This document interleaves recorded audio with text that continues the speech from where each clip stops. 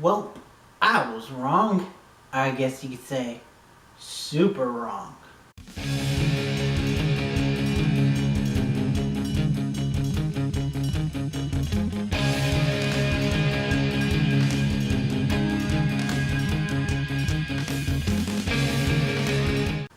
Greetings, geeks and geek girls. It is me. I am back for apparently another Supergirl. If you watch my video Doom Patrol, I said that Supergirl was taking a break. I was wrong. The break starts after this episode. I guess it just confused me because all the other super shows are on break. Except for, oddly enough, Legends, which I will be covering. Even though I might be tired because tomorrow's going to be a long day, but that's IRL stuff, so...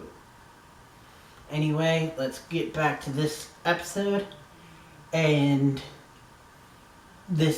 episode is continuing the trend of really good episodes. This one was able to continue that trend even without having Lex in it. Which apparently, according to John Cryer, we won't see him again until the finale. So hopefully that means Lex is the big bad for season 5. But, anywho, that's all I can say now without going into specifics, so I'll go ahead and give you guys spoiler warning. Spoilers. If you guys haven't seen the episode, go watch it, then come back and tell me what you think in the comments down below. So, and if you can hear that, sorry.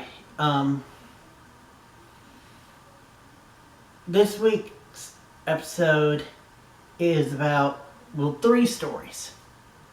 One with James and Jenny. One with Jean and his father. And then one with Super Agent Core.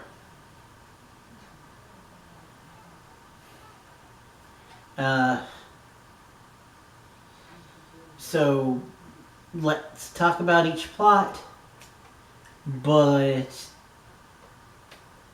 in that order. So, James and Jenny. James is recovering from being shot, and he's having some weird side effects, like hearing. Things maybe at a level that he shouldn't. And we as the audience know that that means that he's developing superpowers. But in the show, he doesn't know that, and more specifically his sister Jenny, who's still in town, doesn't know. And Jenny's a therapist, so she's pushing the psychology stuff on James, and you can tell how they are, because she's pushing a little too hard, but he's also pushing away too hard and not realizing how much this is affecting him. Until Supergirl comes in and reveals to him that yes, it was indeed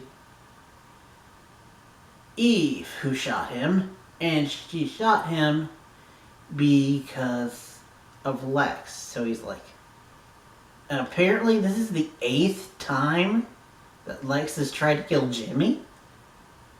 What the fuck? Okay. So, of course that would be getting to anyone psychologically, so James breaks down, visits Jenny, and says, I need help. And basically asks her not to go.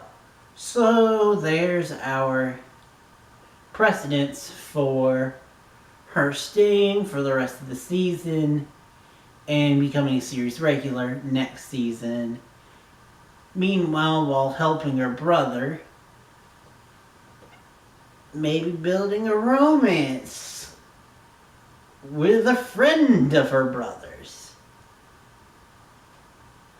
You know who I'm talking about. But anywho, that was their subplot. Then Jean had a subplot, like I said, with his father. He uses the staff of like ultimate power thing that he got from Manchester and killed Manchester with. And after this, I was wondering where this subplot with Jean was going and where this episode was taking that. But after talking with a manifestation of his father, which is really him in his subconscious, brought to light through the staff, Jean basically figures out that he needs to be his own man. He can't be his father. He needs to be his own man. And that means that he might not always be a man of peace, but he needs to be who he is. And that is Martian Manhunter. So John then decides, well, I can't handle the responsibility of the symbols because they're of my people and the words of my people, because it's just too much for me. So I'm going to not tell anybody, get in my spaceship, and go and bury it back on my home planet to where someone more worthy will find it.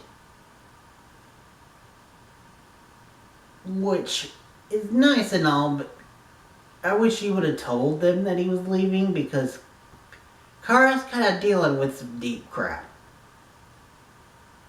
But last thing I'll say about Sean is, does this mean that, can we please get another Magan appearance? I actually liked her oddly different character. I believe the actress left to be on a show, but I don't think that show is around anymore. I don't know. I could be totally wrong. But anywho, I mean, just look at Patty Spivot. She left to go be a part of a show, and it got canceled like 2 seasons later. But back on the subject, as I alluded to, let's talk about Kara's subplot. So Kara is looking for Eve, and she's working with the DEO. She even gives Alex her own Supergirl calling watch, because she can no longer just say, "Hey sis, help!" So she has to give her a watch. And Alex brings in Lena, and the three of them go and they look for Eve. They find out her old university lab, where they find the Hairnell. And Supergirl finds out about the Hairnell, and she starts to go all bitchy, like overly scared backlash crap that we all hated from last season, which caused the whole super core like crack. But now, because Alex doesn't know that Kara is Supergirl, she has that distance, that space away to look at it from a emotionally compromised viewpoint. And she talks Kara down. And Kara basically opens up about how she's fearful about the world on her shoulders. And Supergirl and Lena, like, mend things. So yay! And then after they mend things, they team up together to take out a Metallo Defuncto dude. Which it was badass, and we got to see Lena kick some science butt. But also we found out something interesting. The reason why Otis is back, Otis Graves, is because apparently Otis Graves is the new Metallo. That'll be interesting. Oh wait, yeah, because that could be interesting with the whole Red Kara thing too. Red Daughter. Because also in the Supergirl subplot is she goes and they're looking for Eve, and apparently Eve is in DC, and Eve pulls some strings. And so Ben Lockwood was trying to get the Alien Amnesty Act revoked, but one of the big people involved was going to vote against it. But then Eve came in and did some manipulation, and I think threatened her, because she then goes and repeals the Alien Amnesty Act, because yeah. And if that wasn't a big enough thing, Eve traps Supergirl, puts her in the power suit so that it poisons her and restricts her long enough for Red Daughter to impersonate her and attack the White House in retaliation for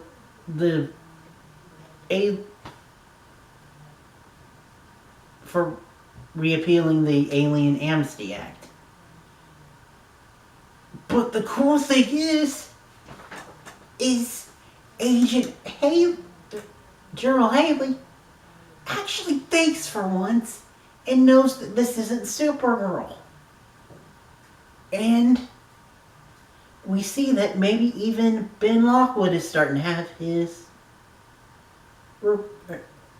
second thoughts. But he's going to go full on Agent Liberty next episode. But I feel like then he's going to realize, oh shit, it's not you.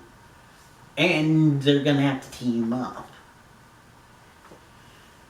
But also, one of the cool things is at the end of the episode, Kara is trying to call Jean, but he's indisposed.